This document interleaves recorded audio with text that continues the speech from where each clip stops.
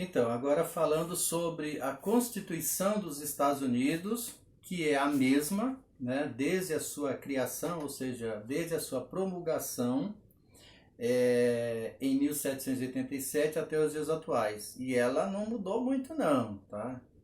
Então, vamos ver como que ela define as características do governo e do Estado, né, dos Estados Unidos. Então, a Constituição dos Estados Unidos foi promulgada no dia 17 de setembro de 1787. Essa Constituição regula até hoje as instituições fundamentais dos Estados Unidos.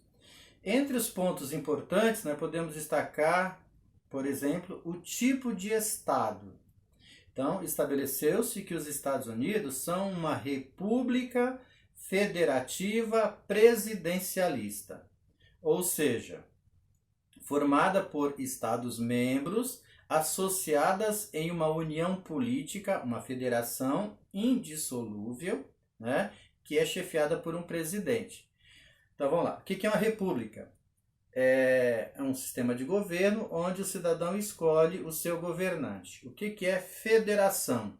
É o princípio de união daquelas primeiras 13 colônias numa aliança, numa união indissolúvel, resguardando entre elas uma certa autonomia político-administrativa.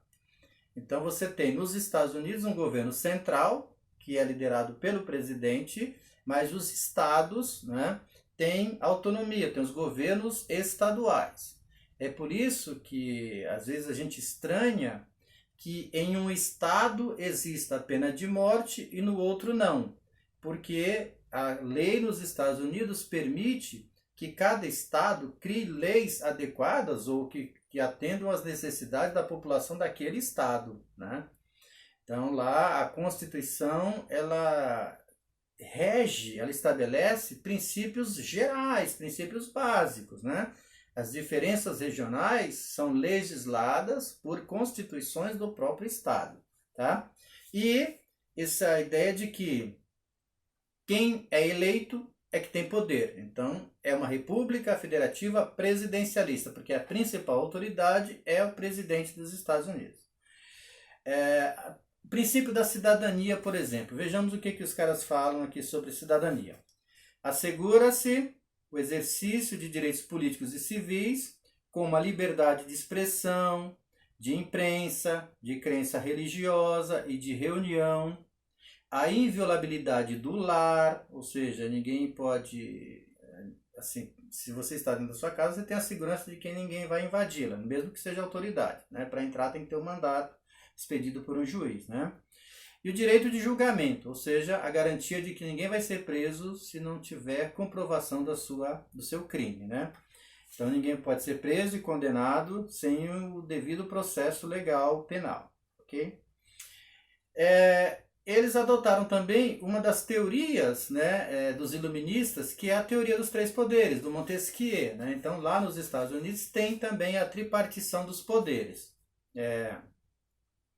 Então a Constituição determinava que os poderes dos Estados Unidos, né, fossem repartidos em executivo, legislativo e judiciário.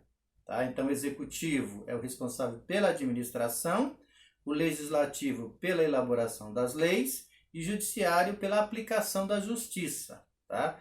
Então, vigiar a obediência à lei e punir quem não obedece à lei.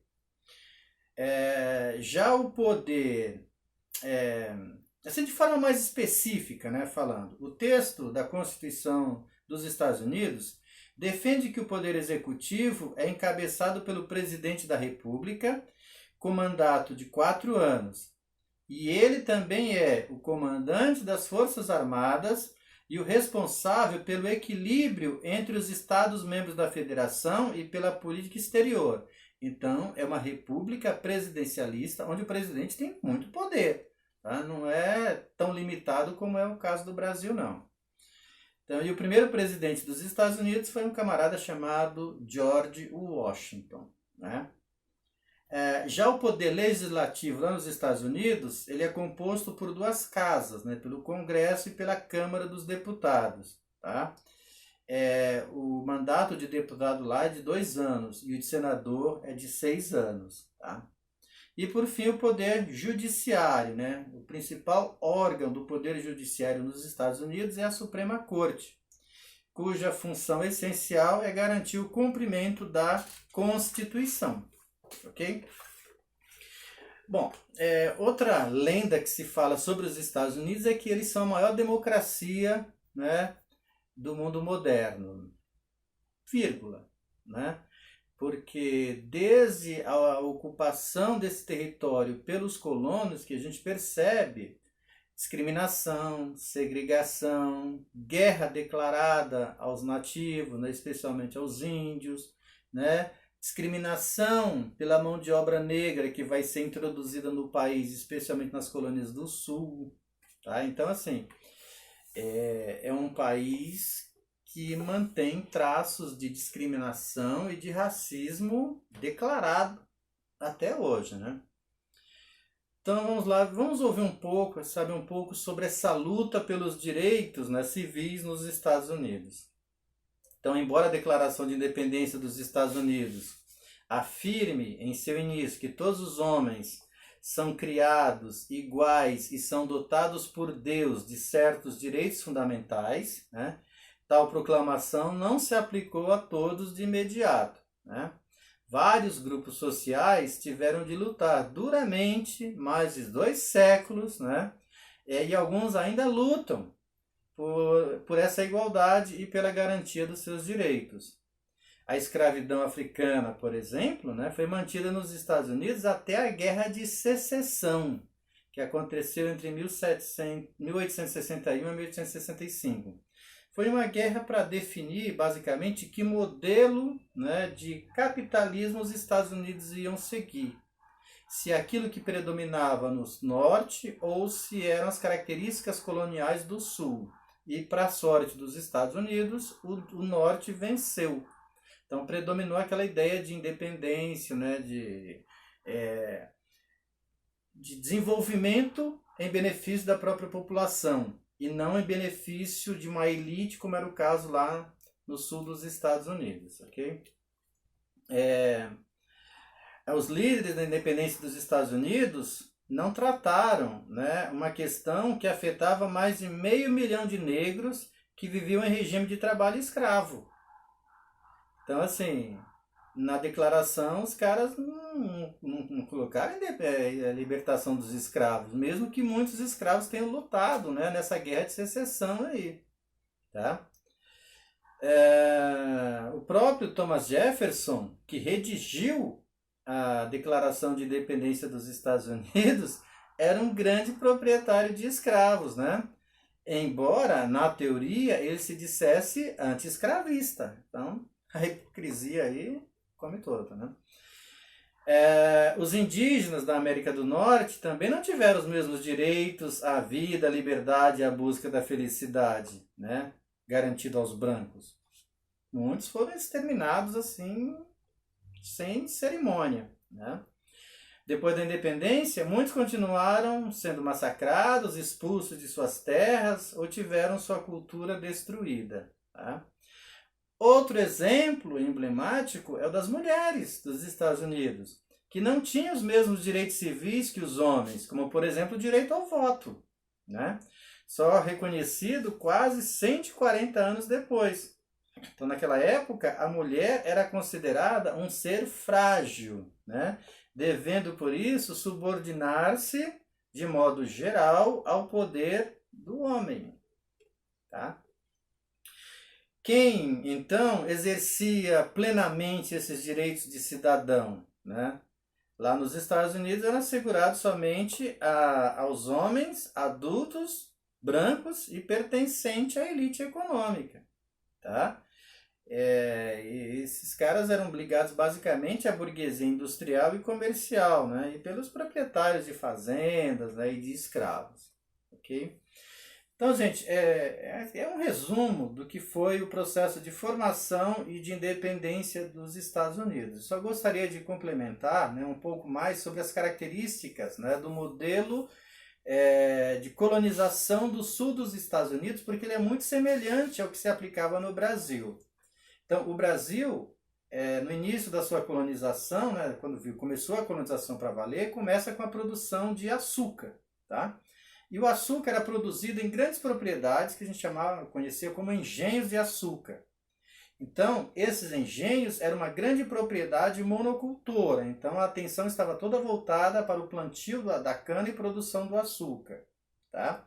Toda essa produção era destinada à exportação, então não ficava nada desse açúcar aqui, tudo era vendido na Europa. O trabalho utilizado nesses engenhos era basicamente o trabalho escravo, tá? Com pouquíssimas exceções. Então, o trabalho pesado mesmo era todo realizado por escravos, inicialmente do índio, depois do escravo negro africano, tá? Portanto, esse modelo de grande propriedade, monocultor, exportadora, escravista, que se estabeleceu no Brasil, é semelhante ao que se estabeleceu no sul dos Estados Unidos. Lá eles chamavam isso de plantation, modelo de plantation. São grandes propriedades, produtoras de algodão ou de tabaco, também monocultoras, toda a produção destinada à exportação e com a utilização de mão de obra escrava, tá? Então, quando as pessoas comparam a colonização do Brasil com a dos Estados Unidos, só faz sentido se comparar com essa região do centro para o sul dos Estados Unidos, né? E não com o resto do país, ok? E só para finalizar, né, um fato decisivo na história dos Estados Unidos foi exatamente esta Guerra de Secessão, tá?